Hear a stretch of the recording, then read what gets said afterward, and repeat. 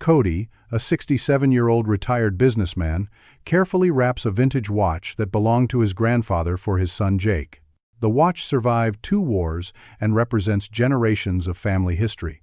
During Christmas dinner, as Jake unwraps it with growing excitement, his wife Heather snatches it, examines it dismissively, and laughs. "This? Cheap junk," she declares, tossing it onto the hardwood floor while everyone watches in shocked silence. Cody stays composed, despite his shattered heart, remembering that Heather doesn't know he secretly finances her lavish lifestyle. "I never thought I would be in a position where I had to teach my own daughter-in-law a lesson about gratitude and respect." Looking back at my 67 years of life, I can say with certainty that the incident at our Christmas dinner was the culmination of years of enabling behavior on my part. My name is Cody Pearson. I built Pearson Construction from nothing but a single truck and a toolbox when I was 24 years old. For over 40 years, I poured my heart and soul into that company, expanding it from residential renovations to commercial projects across 3 states. By the time I retired 6 years ago, we had over 200 employees and annual contracts worth millions. It wasn't easy, but my late wife Linda always said that anything worth having requires sacrifice. Linda was the love of my life for 42 beautiful years. We met in high school, married young, and built our life together brick by brick, just like the buildings I constructed. She was my bookkeeper when we started the business, working late nights at our kitchen table while also raising our only son, Jake. 3 years ago, cancer took her from us after a brave 18-month battle. Not a day goes by that I don't miss her wisdom and gentle guidance. Jake grew up watching us work hard. Unlike some of my business associates' kids who became entitled and lazy with family money, Jake developed a strong work ethic. He helped on job sites during summer breaks from the time he was 14, learning the business from the ground up. Linda and I made sure he understood the value of a dollar, even as our financial situation improved dramatically. When Jake went to State University to study business, we were so proud. That's where he met Heather during his junior year. She was studying business too, but I noticed early on that her focus seemed to be more on the spending side than the earning side. Their relationship moved quickly. I remember Linda voicing concerns after their first Thanksgiving together when Heather commented on the quaintness of our dining room set, which we'd had since our 10th anniversary. "There's something about that girl that worries me," Linda had said that night after they left. "Did you see how she kept looking at everything in our home like she was appraising it?" I dismissed it as nerves, telling Linda that Heather was just trying to make an impression. "She's young, honey. She'll mature." When Jake announced their engagement after just 11 months of dating, I had reservations but kept them to myself. It was his life, his choice, and I had to respect that. Linda was more direct, asking Jake if he was sure they had the same values and goals. He assured us they did. The wedding was lavish by our standards. Heather's parents contributed what they could, which wasn't much. Tom and Susan Bradley were good people, a high school teacher and a nurse who had raised their daughter with love but perhaps too few boundaries. They seemed almost apologetic about not being able to afford the kind of wedding Heather wanted. "We'll take care of it," I told them, wanting to make the day special for Jake. The final bill came to just over $75,000. Linda winced when she wrote the check, but we both agreed that starting their marriage with debt would be worse. After they married, Jake came to me with a difficult conversation. "Dad, I need to ask a huge favor," he said, looking uncomfortable. "Heather has her heart set on a house in Maple Estates, but with my starting salary at the company, we can't qualify for the mortgage." Maple Estates was an exclusive community, with homes starting at $700,000. Jake, despite his executive training position at my former company, was making only $90,000 a year. The math simply didn't work. "I can put down 20% and co-sign," I offered, thinking it would be a temporary arrangement until Jake moved up in the company. That was just the beginning. Over the next 4 years, I found myself helping them more and more. The house needed furnishing appropriate to the neighborhood, according to Heather. Then came the luxury SUV for her, because carpooling with her friends from the country club required something presentable. Jake's practical sedan wasn't good enough. Linda saw the pattern forming but was diagnosed with cancer shortly after their 2nd anniversary. During her illness, I found myself saying yes to Jake more often, partly to avoid any additional stress on our family, and partly because helping them gave me some sense of control when I felt so helpless about Linda's condition. After Linda passed, Jake asked if I could help Heather with her business expenses while she networked to find the right opportunity. That turned into me adding her as an authorized user on my credit card. The monthly statements showed charges at high-end department stores, spas, and restaurants, but I told myself it was temporary. Jake seemed happy, and that was all that mattered to me in my grief. What Jake didn't know was that I was not only covering their mortgage and Heather's BMW payments, but also paying off credit card bills that averaged $12,000 a month. All this while Heather complained to their friends and family that I was tight-fisted with my money and that they were struggling to make ends meet on Jake's salary. The Christmas gathering this year was significant for us all. It was the first holiday since Linda's passing where the family felt ready to truly celebrate again. I invited my brother Sam and his wife Carol, Linda's sister Beth and her husband Gary, and of course Jake and Heather. I spent weeks preparing, wanting everything to be perfect, especially the gifts. For Jake, I had something special planned. My grandfather's Omega watch had been passed down to my father, then to me. It had traveled through World War II on my grandfather's wrist and Korea on my father's. It wasn't flashy or encrusted with diamonds, but its value was in its history and the character of the men who wore it. I had it professionally serviced, its scratched crystal replaced, though I left the worn leather band as a testament to its journey through time.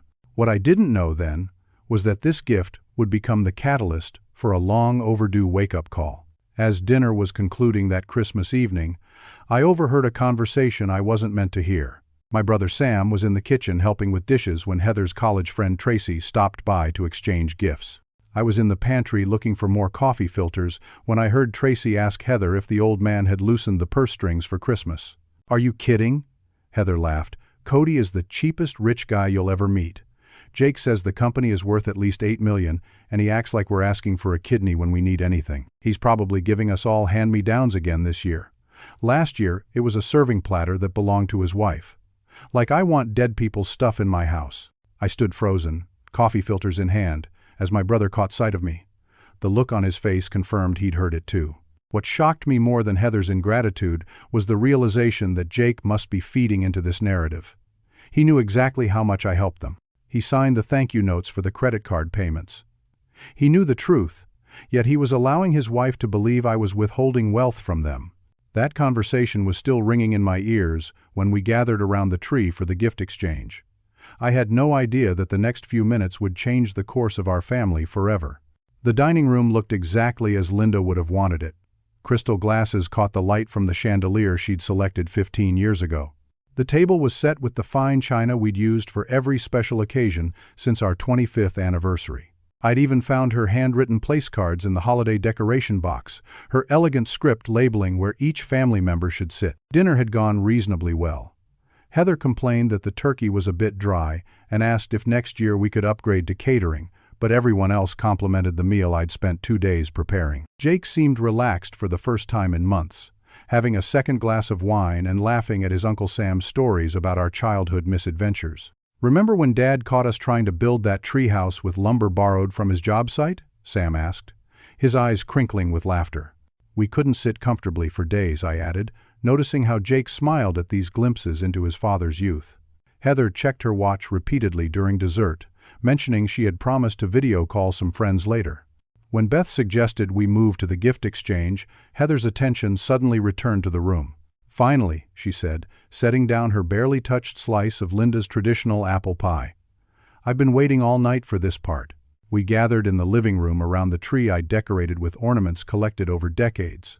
Some were handmade by Jake in elementary school, others purchased on family vacations. Each one held a memory. Sam's wife Carol distributed gifts according to our family tradition, one person opening at a time so everyone could appreciate each present. When it came to Jake's turn, Carol handed him the small, carefully wrapped box from me. "It's not very big, Dad," Jake joked, weighing it in his hand. "Size isn't everything, son," I replied, feeling a flutter of anticipation in my chest. I'd been waiting years for the right moment to pass this family heirloom to him. Jake removed the wrapping paper carefully, just as he had since he was a boy. He opened the black leather box, and I saw his eyes widen with recognition. "Is this?" he began. His voice hushed. "Your grandfather's watch," I confirmed, "and your great-grandfather's before that. It's been serviced and runs perfectly." Jake lifted the timepiece reverently, turning it over to see the inscription on the back, "To all things time brings wisdom." My father had added those words before giving it to me on my 21st birthday. "Dad, I've always loved this watch. I remember Grandpa showing it to me, telling me about Korea." Jake's voice was thick with emotion. Before he could continue, Heather leaned over and plucked the watch from his hands. The room fell silent as she turned it over, squinting at it in the light. "This is your big gift?" she asked, her voice cutting through the warm atmosphere like a cold draft. "An old watch?" "Heather," Jake said quietly, "that watch has been in our family for—" "It's not even a Rolex," she interrupted, looking around the room as if seeking agreement. "The band is all worn out. This has to be what, 60 years old? 70? I cleared my throat. My father bought it new before shipping out to Korea in 1952. My grandfather carried its predecessor through the Second World War, but that one was damaged by shrapnel. This one has been with our family through— So it's literally old junk," Heather said with a dismissive laugh. She dangled the watch from its worn leather strap. "Jake, your dad is worth millions, and this is what he gives you for Christmas?" "My dad makes 1/10 what Cody does, and he still managed to get me diamond earrings last year." Beth gasped softly. Gary studied his shoes. Sam's face flushed with anger. "Heather, please," Jake said, reaching for the watch. Too late. She dropped it onto the hardwood floor with a clatter, where it landed face down. "This? Cheap junk," she declared, her voice ringing in the silent room. "I can find better at a garage sale." Every eye in the room turned to me. I felt a physical pain in my chest, as if something had torn. That watch had been pressed into my palm by my father as he lay in his hospital bed during his final days. I had planned to tell Jake that story tonight, after everyone left. Now the moment was ruined, the precious family artifact lying discarded on the floor like trash. Yet somehow, I maintained my composure. Decades of business negotiations had taught me to keep my emotions in check, even when provoked. I simply nodded, rose from my chair, walked over, and picked up the watch. The crystal had a new scratch across it, but otherwise it appeared undamaged. "I'm sorry it doesn't meet your expectations, Heather," I said evenly, returning the watch to its box. "Perhaps you'll like Jake's other gifts better." What no one in that room knew was that beneath my calm exterior, something fundamental had shifted. The image of that cherished heirloom hitting the floor, dismissed as junk by a woman whose lifestyle I secretly funded, crystallized everything I had been avoiding since Linda's death. The gift exchange continued awkwardly. Jake tried to smooth things over by excessively praising the cashmere sweater Heather had given him.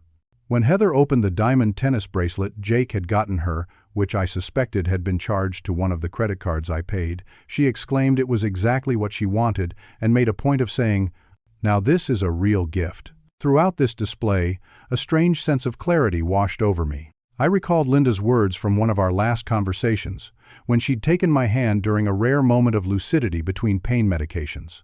"Promise me you'll stop enabling them, Cody," she'd said. "Jake won't grow if you keep carrying him, and that girl will bleed you dry without a second thought." I had nodded, promising, but grief had made me weak. I'd continued the same patterns, telling myself it was what Linda would want. Now I knew better. Linda had seen Heather clearly. It was time I did too. As the evening wound down, Jake approached me while Heather was in the kitchen with Beth. "Dad, I'm really sorry about earlier," he said, his eyes not quite meeting mine. "Heather doesn't understand family traditions. She grew up differently." "It's fine, son," I replied, though it wasn't. "But I'd like to have that watch back. I think I'll hold on to it a while longer." Jake looked surprised. "But it's mine now, right? I mean, you gave it to me." I studied my son's face, seeing for the first time how much he had changed. The boy who once proudly wore his first hard hat on construction sites now stood before me, unwilling to stand up for his family's heritage against his wife's materialism. "When you're ready for it, it'll be waiting," I said, finally, patting his shoulder. "Some gifts come with responsibility." He handed over the watchbox reluctantly, then quickly changed the subject, asking if I'd consider increasing his year-end bonus. Heather had her heart set on a vacation to Bali, he explained. As I watched Jake and Heather leave that night, her new bracelet glinting under the porch light, I made a decision. It was time for some gifts that weren't wrapped in pretty paper. It was time for the gift of consequences, of reality. It would be painful, but necessary. What happened next at the Christmas dinner would prove to be the breaking point for me. After everyone had left, I returned to the living room and sat in Linda's favorite chair. I held the watch in my palm, feeling its weight, hearing its steady tick. For the first time since her death, I felt Linda's presence strongly, as if she were sitting in the adjacent chair, nodding her approval at the decision forming in my mind. The watch had survived wars.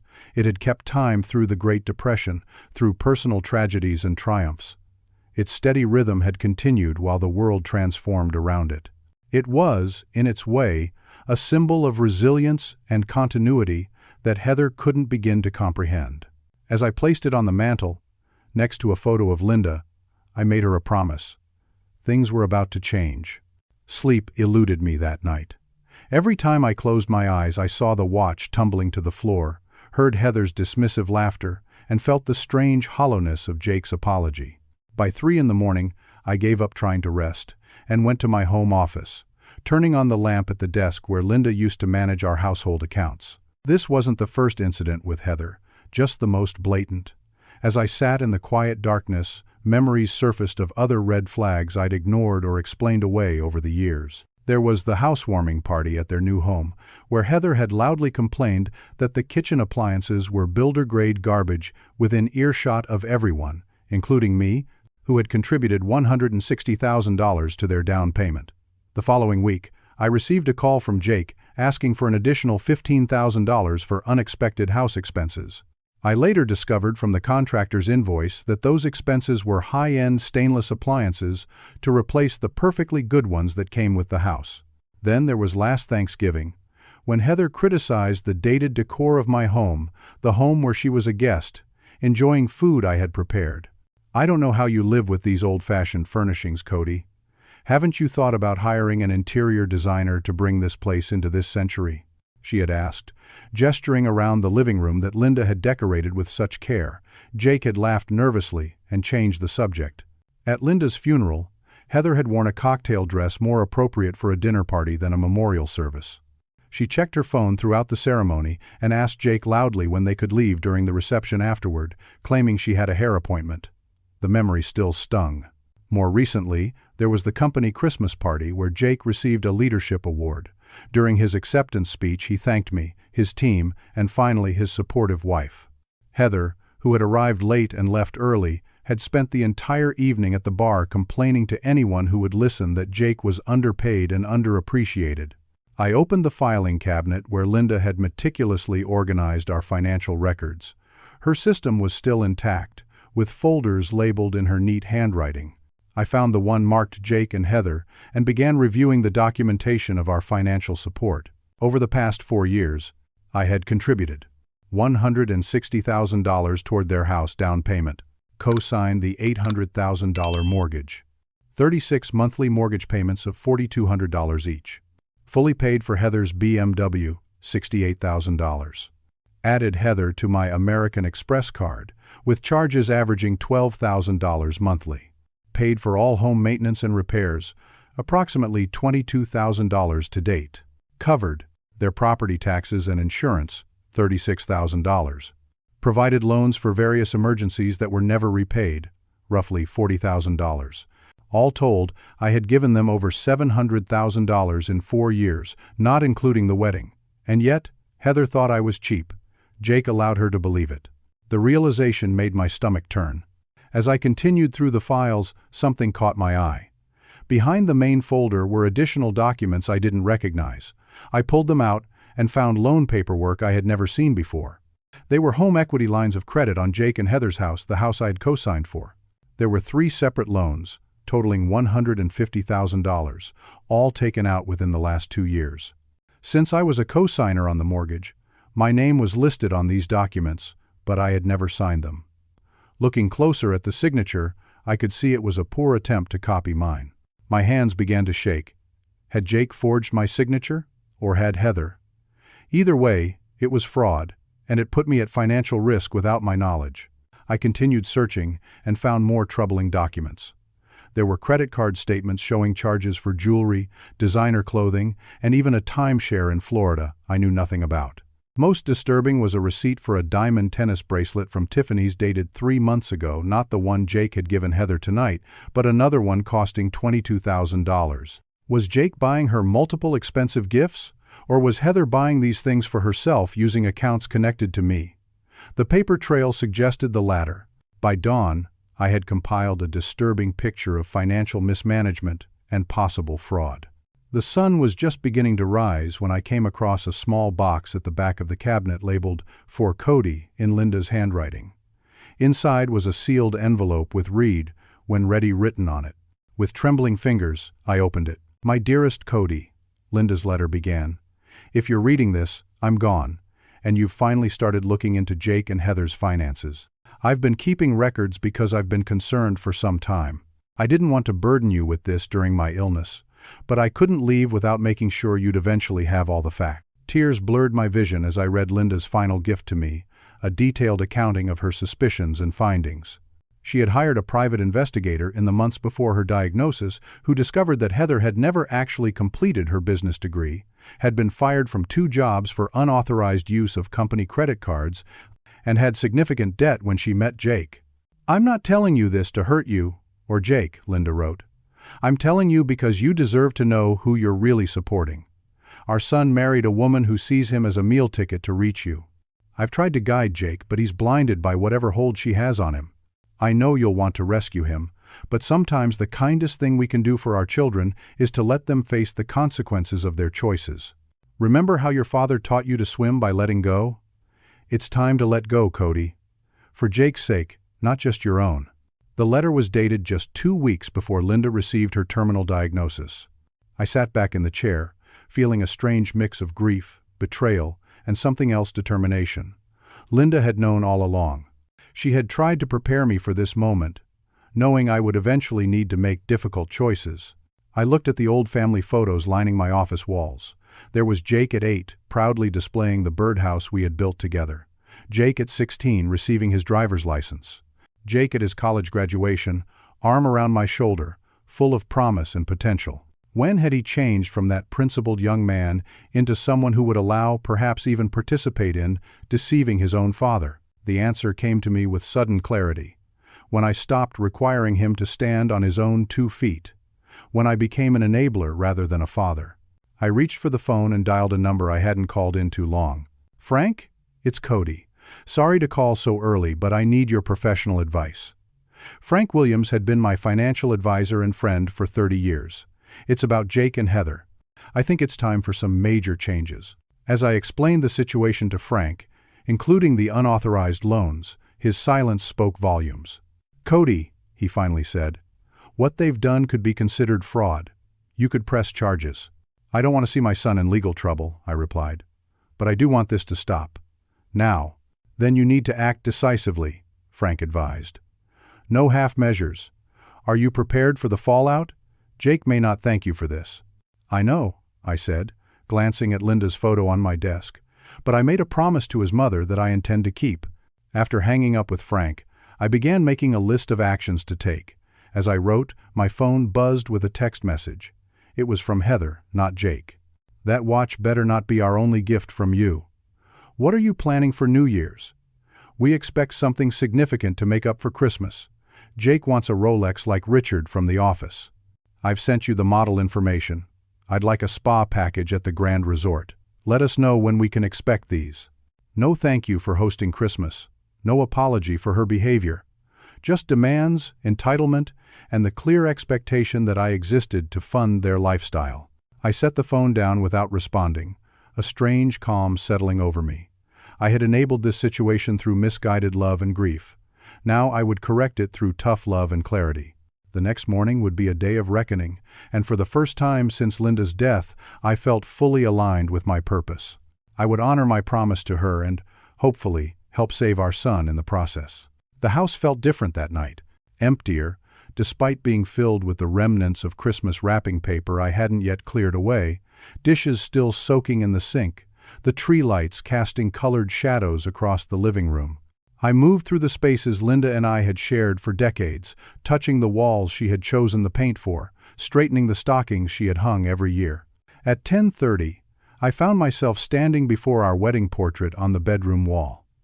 Linda looked so young, so vibrant in her simple white dress, her dark hair crowned with baby's breath.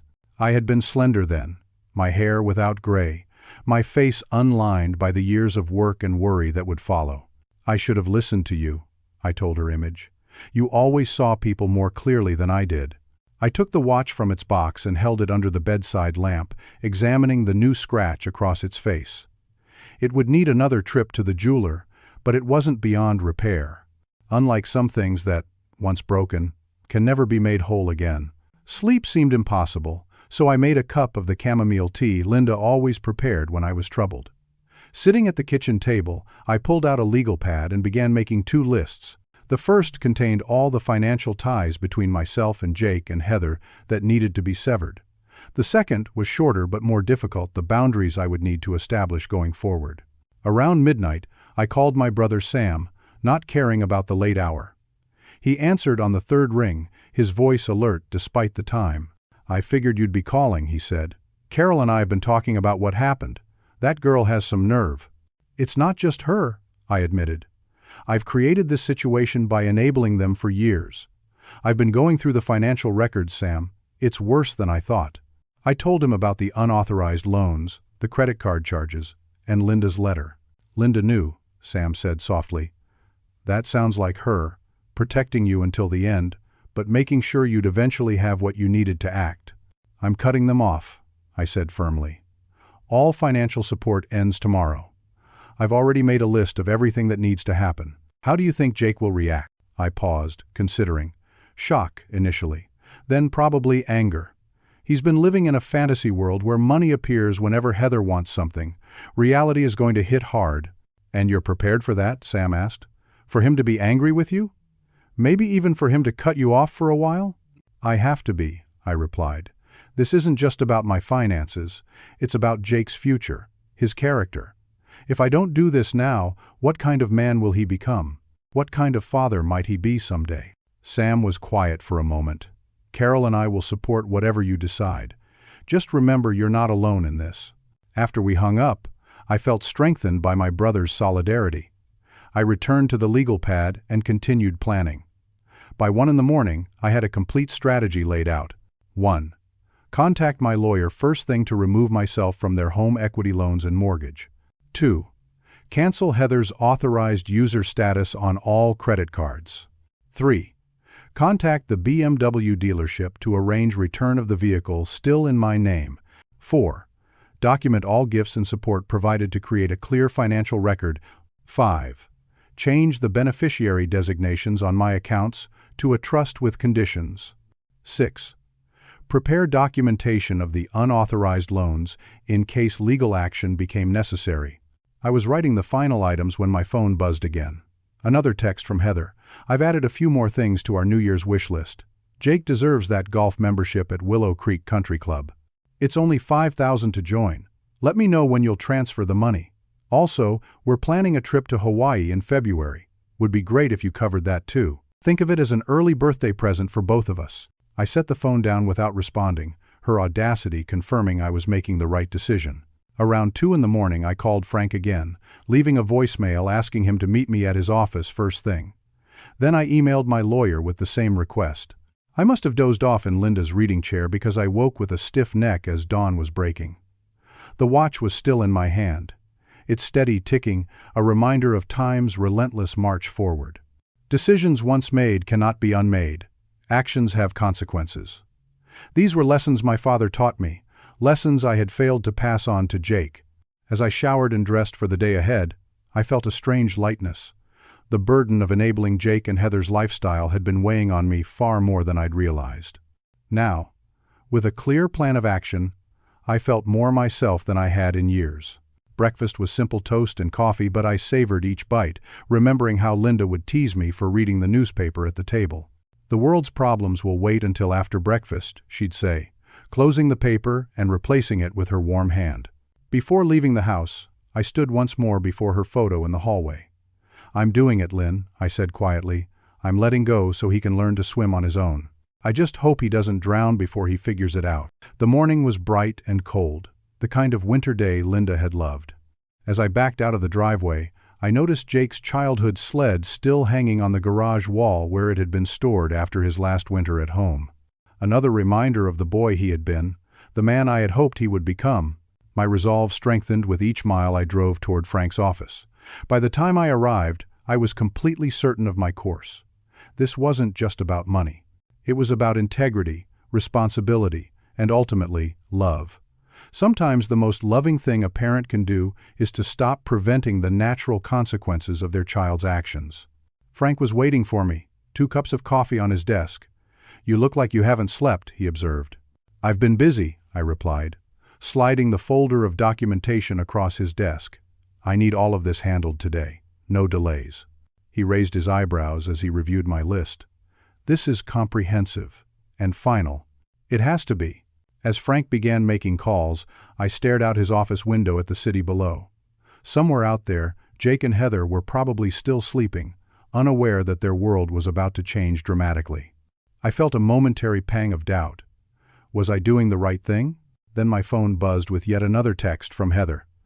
"Jake and I are stopping by Tiffany's today to pick out something nice. We'll put it on your card. Thanks in advance, father-in-law. Hope it's not maxed out, LOL." And just like that, my resolve hardened again. It was time. Frank's office became command central for Operation Financial Independence, as he jokingly called it. By 9:30, we had conference calls scheduled with my lawyer, Daniel Hargrove, and my accountant, Patricia Walters. Both were longtime friends who had helped Linda and me structure our estate and business dealings over the decades. "Before we dive in," Frank said, "I want to be clear about something, Cody. What we're doing today is not about punishment, it's about correction. There's a difference." "I understand," I replied. "This isn't about hurting Jake, it's about helping him find his way back to the values Linda and I raised him with." Daniel joined us first, his serious face filling the video conference screen. After I explained the situation, including the unauthorized loans, he frowned deeply. "Cody, what they've done crosses several legal lines," he warned. "The forged signatures alone could result in criminal charges." "I don't want to go that route unless absolutely necessary," I insisted. "But I do want to protect myself going forward." Daniel nodded. "We'll start with formal letters removing your financial support and documenting the unauthorized activities. That creates a paper trail without immediately escalating to law enforcement." Patricia joined shortly after, and together the 4 of us created a comprehensive plan. First, Daniel would prepare the legal documents removing me from the mortgage and equity loans, though he warned this would be complicated since the loans had already been dispersed. Second, Patricia would document all gifts and support provided to date for tax purposes. Third, Frank would handle the immediate financial changes, credit card cancellations, account adjustments, and beneficiary modifications. By 11 o'clock, I was signing authorization forms and documents. By noon, Heather's access to my credit cards had been terminated. By 1, the BMW dealership had been contacted about repossessing the vehicle still titled in my name. Everything was happening with an efficiency that would have made Linda proud. "What about the house?" Frank asked as we reviewed the checklist. I hesitated. "I don't want to make them homeless, Frank. That's not the point of this." "But you're currently paying the mortgage," he reminded me. "If you stop and they can't cover it, foreclosure becomes a real possibility." After some discussion, we decided I would continue payments for 3 more months, giving Jake time to either increase his income or find more affordable housing. This would be clearly communicated as a transitional arrangement, not ongoing support. At 2:30, I left Frank's office with a folder full of documentation and notifications that would be delivered to Jake and Heather. Rather than going straight to their house, I drove to Sam and Carol's to update them. Carol opened the door before I could knock, pulling me into a warm hug. "Sam told me everything. We're with you 100%, Cody." Inside, over coffee and Carol's homemade cookies, I explained the steps taken that morning. "It's going to be a shock for them," Sam acknowledged, "especially Heather." "Jake's going to feel betrayed," Carol added gently. "Are you prepared for that?" "I am," I said, though my heart ached at the thought. "But continuing as things are would be the real betrayal. He deserves a chance to become the man I know he can be, not the puppet Heather's turned him into." Sam nodded slowly. "You know, there's something we haven't told you. We didn't want to add to your burden after Linda passed." I looked up sharply. What is it? Carol and Sam exchanged glances. It's about Heather, Carol began hesitantly. Last summer at the 4th of July barbecue at the Andersons, she had too much to drink. She was talking to Diane Anderson and didn't realize I was right behind her. My stomach tightened. What did she say? She was bragging, Cody, about how she had both Jake and you wrapped around her finger. She said, and I quote, "The old man thinks he's helping his precious son, but really, he's funding my lifestyle. Jake's too scared of losing me to say no, and Cody's too scared of losing Jake to cut us off." Then she laughed and said something about milking the cash cow until retirement. I sat back, the air leaving my lungs as if I'd been punched. She actually said that? Those words? Sam nodded grimly. Carol wanted to tell you right then, but I said no. Linda had just passed 3 months earlier. You were still deep in grief. It didn't seem like the right time. We should have told you, Carol said, reaching for my hand. I'm sorry we didn't. Strangely, rather than making me angry, this new information brought a sense of sad clarity. It's okay. In a way, I needed to come to this realization on my own. Linda tried to warn me. Now I understand why. As I prepared to leave, my phone rang. It was the BMW dealership confirming they had sent someone to Jake and Heather's house to retrieve the vehicle. The representative sounded uncomfortable. "Mr. Pearson, our agent reports that the woman at the residence became verbally aggressive when informed about the repossession. She's refusing to surrender the keys. Tell your agent that if the keys aren't handed over voluntarily in the next 30 minutes, I'll be contacting the police to report the vehicle stolen," I replied firmly. "The car is titled in my name. I've authorized its return. There's no negotiation here." "Yes, sir. I'll relay that message. And please have your agent inform Mrs. Pearson that her father-in-law will be arriving shortly to discuss the matter in person." As I ended the call, Sam placed a supportive hand on my shoulder. "Do you want me to go with you? Might help to have a buffer." I considered his offer, but ultimately shook my head. This is between me, my son, and the woman he married. I need to handle it myself. Carol hugged me at the door. "Call us afterward, no matter how late. We're here for you." The drive to Jake and Heather's house took 20 minutes. Each mile brought me closer to a confrontation I didn't want but knew was necessary. I rehearsed what I would say, how I would remain calm regardless of their reaction. By the time I turned onto their street, I felt as prepared as possible for what lay ahead. What I wasn't prepared for was the sight that greeted me as I approached their house. The BMW was being loaded onto a tow truck in the driveway. Heather stood nearby, screaming at the driver, while several neighbors watched from their front yards. Jake was nowhere to be seen. I parked across the street and took a deep breath before stepping out of my car. As I approached, Heather caught sight of me, and her expression transformed from rage to calculated charm so quickly it was almost comical. "Cody! Thank goodness you're here," she called, hurrying toward me. "There's been a terrible misunderstanding. This man is trying to take my car." "It's not a misunderstanding, Heather," I said calmly. "I've authorized the return of the vehicle to the dealership." Her face froze, the false smile still in place, but her eyes turning cold. "What are you talking about? That's my car." "No, Heather. It's my car. It's titled in my name. I paid for it, and now I'm taking it back." By this time, the tow truck operator had secured the BMW and was preparing to leave. He gave me a quick nod of thanks before climbing into his cab, clearly relieved to escape Heather's wrath. "You can't do this," Heather shouted as the truck began to pull away. Jake, get out here! Your father has lost his mind!" "Where is Jake?" I asked, maintaining my composure despite her increasing volume. "Inside, on the phone with the credit card companies. None of our cards are working. None of them." Her voice rose with each word. "What have you done, Cody?" "I think we should continue this conversation inside," I suggested, noticing more neighbors appearing to watch the spectacle. Heather glared at me but turned and stalked toward the house, her designer boots crunching on the gravel driveway Linda had advised against when they were landscaping.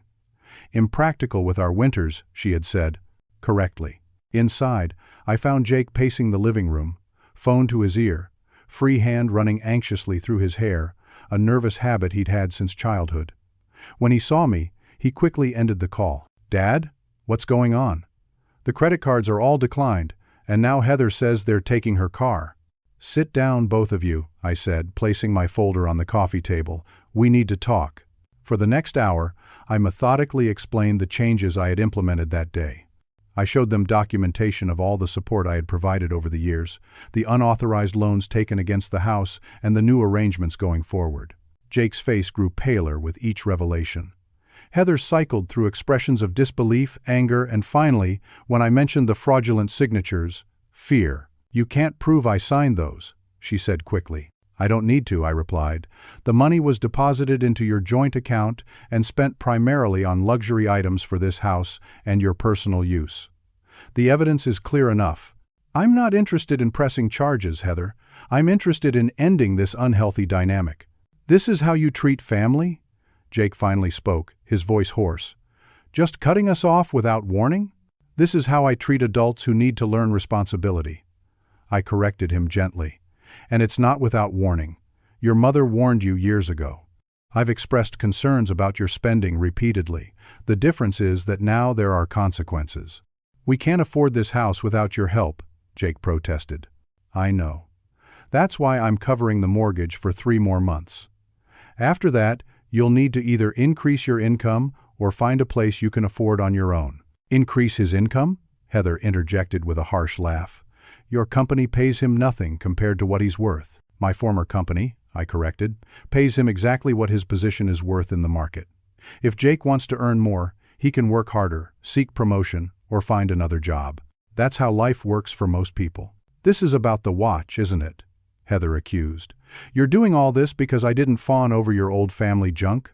I looked at her for a long moment, seeing her clearly perhaps for the first time. "No, Heather. The watch incident was simply the final confirmation of what Linda tried to tell me years ago. This is about integrity, gratitude, and living within your means. Concepts I failed to enforce with Jake, and he has failed to demonstrate to you." "So that's it? You're just abandoning us to struggle?" Jake demanded, an edge of panic in his voice. "I'm giving you the opportunity to become the man I raised you to be," I replied. "A man who stands on his own 2 feet. A man who understands the difference between wants and needs. A man your mother would be proud of." The conversation continued in circles, with Heather growing increasingly agitated and Jake vacillating between anger and pleading. I remained firm but calm, answering their questions and explaining the transition plan I had created with Frank, Daniel, and Patricia. Finally, when it seemed we had covered everything, I stood to leave. "I've left copies of all the relevant documents. The notification letters will arrive officially tomorrow. If you have questions about the process, you can contact Daniel directly." "You'll regret this," Heather said, her voice low and threatening. "You'll never see your grandchildren when we have them." I turned to her with a sad smile. "That would be your loss as much as mine. Family is about more than money, Heather. Someday, I hope you understand that." As I reached for the doorbell rang. I opened it to find a delivery driver holding a large floral arrangement. "Delivery for Mrs. Pearson," he announced cheerfully, oblivious to the tension in the house. Heather pushed past me to sign for the flowers, a triumphant smile spreading across her face. "At least someone knows how to treat me properly," she said, bringing the arrangement inside. She opened the card and her expression faltered. "What is this? Some kind of joke?" Jake took the card from her hand and read it, his face draining of color. "It's from Tiffany's. Dear valued customer, thank you for your purchase today. Your transaction was declined. Please contact customer service." I hadn't known about this particular attempted purchase, but it fit the pattern perfectly. "I'm guessing you tried to buy something expensive after I left Frank's office," I said. "The card was already canceled by then." Heather's composure finally broke. "You can't do this to me. Do you know who I am in this community? What will people think when they see me driving a regular car? When they realize we can't afford our country club membership? They'll think you're living honestly within your means," I replied, "which is nothing to be ashamed of." As I walked to my car, I heard the sound of something shattering inside the house, probably the vase of flowers being thrown. I felt a profound sadness, but also a certainty that I was doing the right thing, however painful. What I didn't expect was what happened next. I was barely a block from their house when my phone rang. It was Sam. "Jake just called Carol," he said without preamble. "He's pretty upset." "I expected that," I replied, turning onto the main road. "Did he tell you what happened?" "Not much. Just that you'd pulled the financial rug out from under them, and that Heather was having a complete meltdown. He wanted to know if we knew about this. What did Carol tell him? The truth. That we support your decision and think it's long overdue. I sighed. I'm sorry he dragged you into this. Don't be. We're family.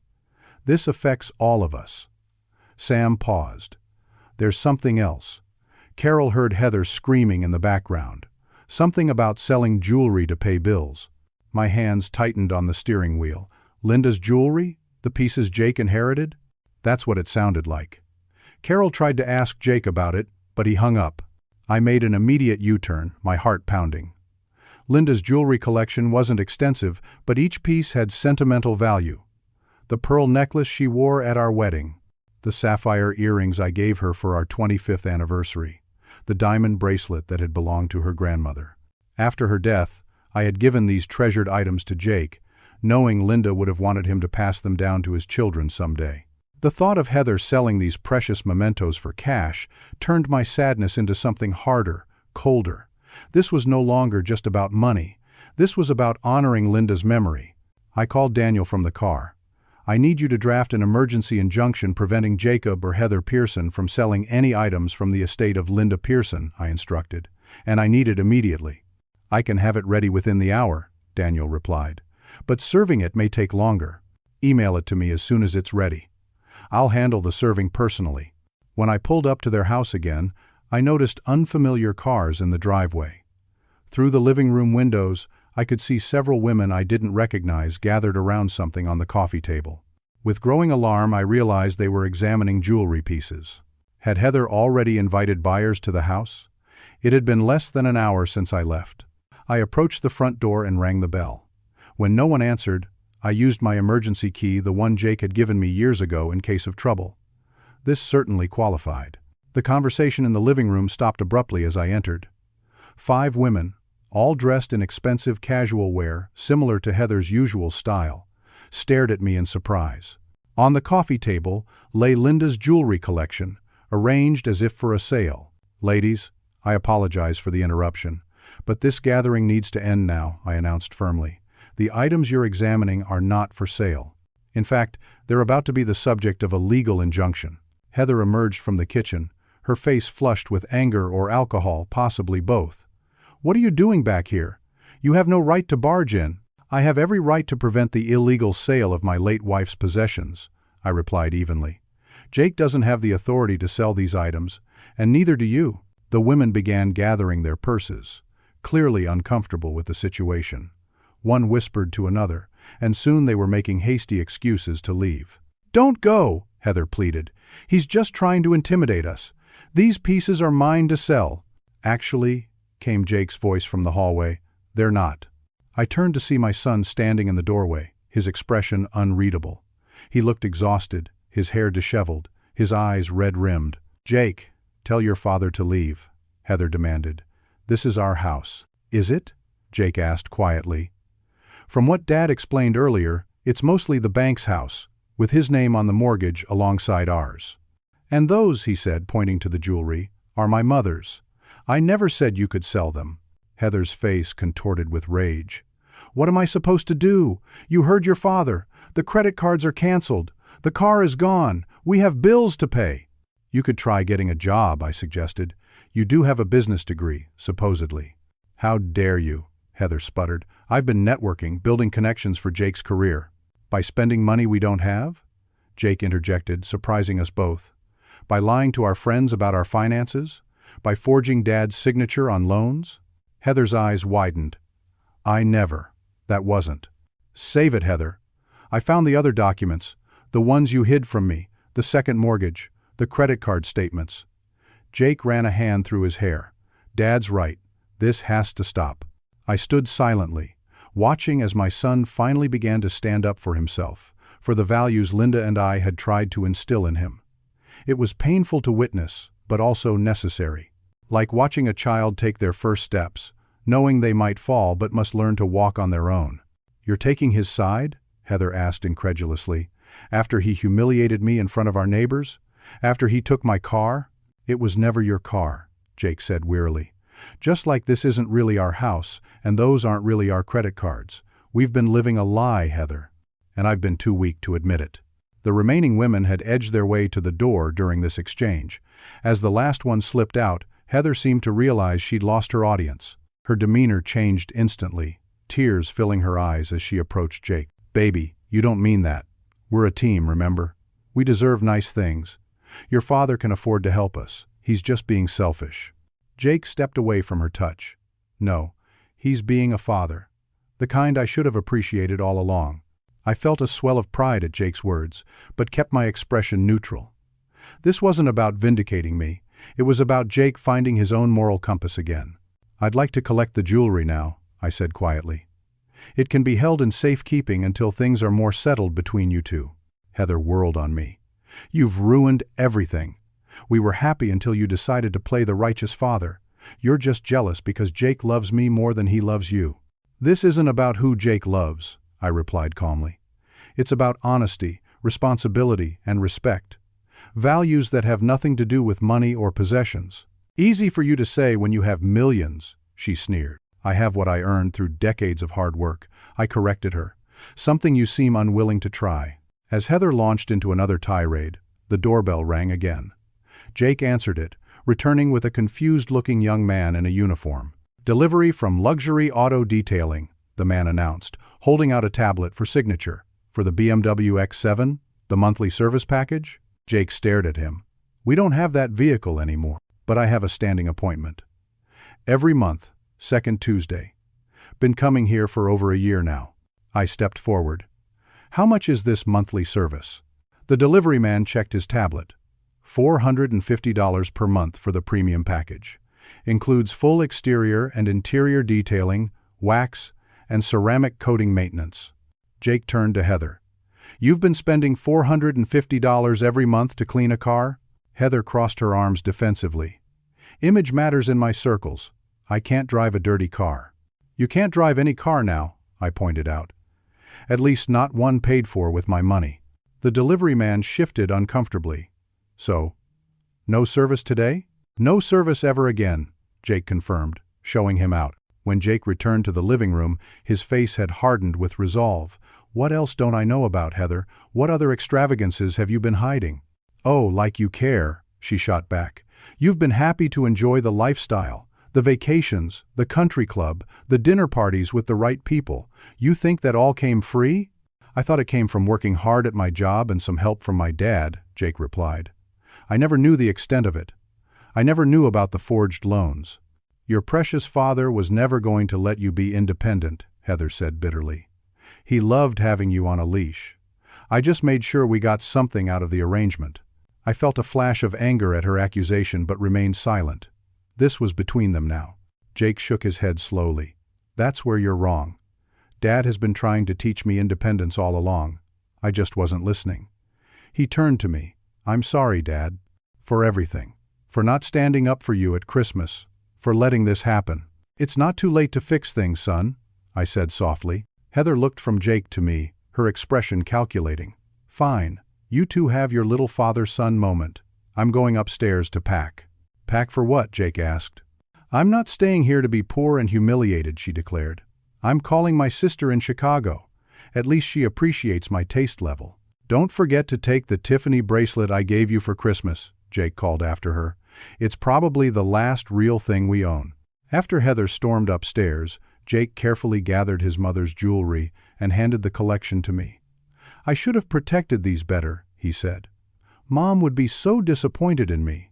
"Your mother loved you unconditionally," I told him. "She'd be proud to see you finding your way back to your true self." Jake's eyes filled with tears. "I've made such a mess of things, Dad. I don't even know where to begin fixing it." "You already have," I assured him. "The hardest step is admitting there's a problem. Everything else follows from that."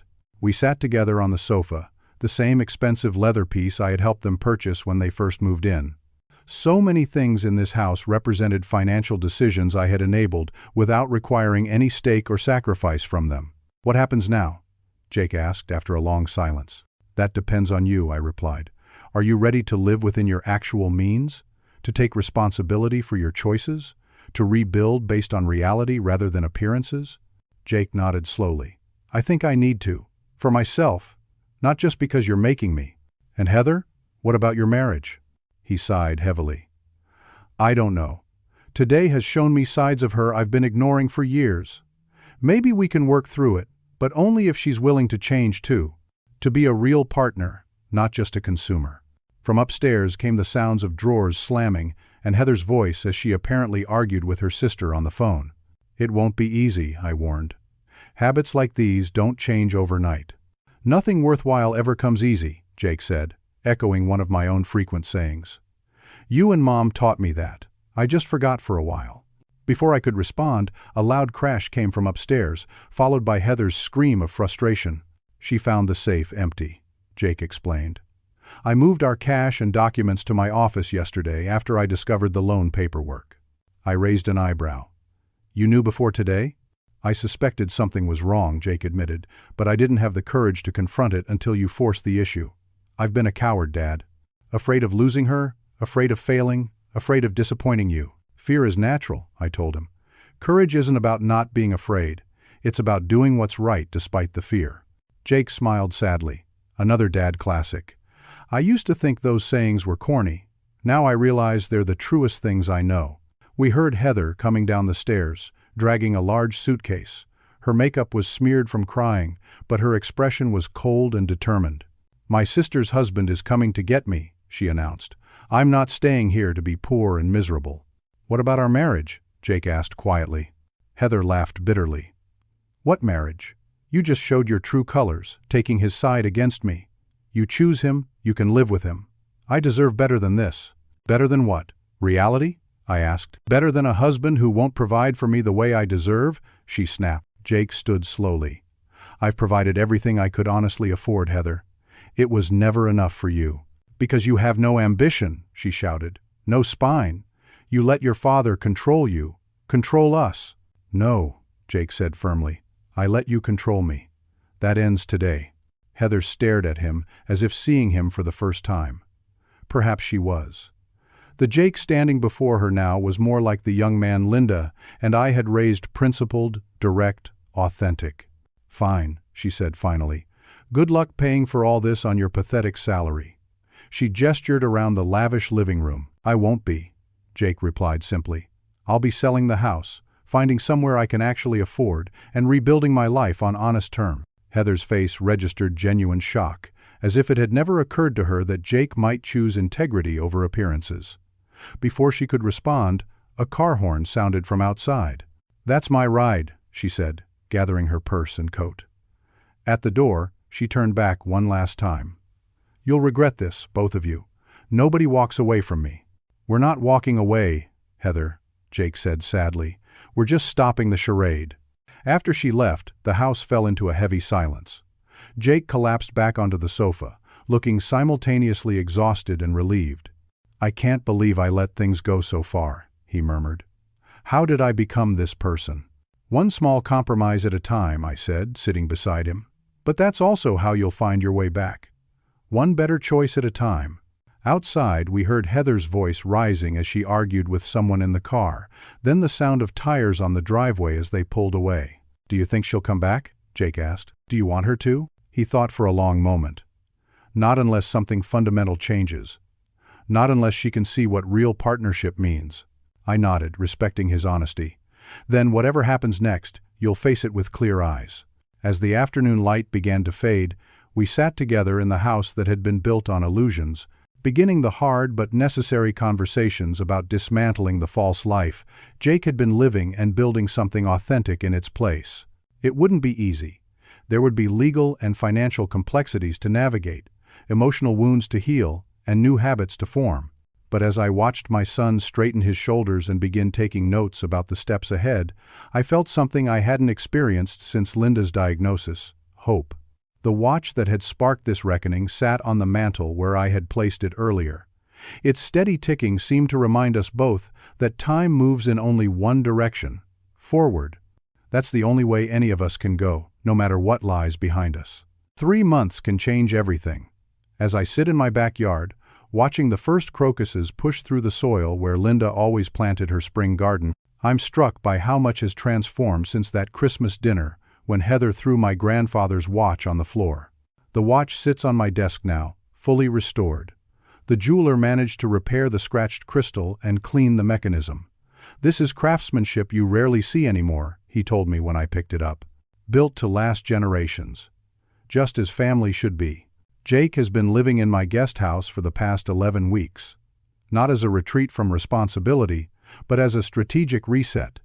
The first week after Heather left was chaotic. She returned briefly with her sister and brother-in-law, taking most of the designer furniture and artwork from the house. Jake let her take whatever she wanted, saying only, "It's just stuff." None of it was real anyway. The house sold surprisingly quickly, even in that high-end market. It turned out many young executives had been eyeing the neighborhood. The sale price covered the mortgage and the unauthorized equity loans, with even a small amount left over, which Jake insisted on using to begin repaying me. "You don't have to do that," I told him. "Consider it a gift." "No more gifts I haven't earned," he replied firmly. "I need to do this right." At work, Jake requested a performance review and asked his supervisors for honest feedback about his prospects. The company president, Bill Whitman, who had been my business partner for 30 years before my retirement, called me afterward. "Whatever happened with that boy of yours, keep it up," Bill said. "He's like a different person, coming in early, staying late, asking questions, offering ideas.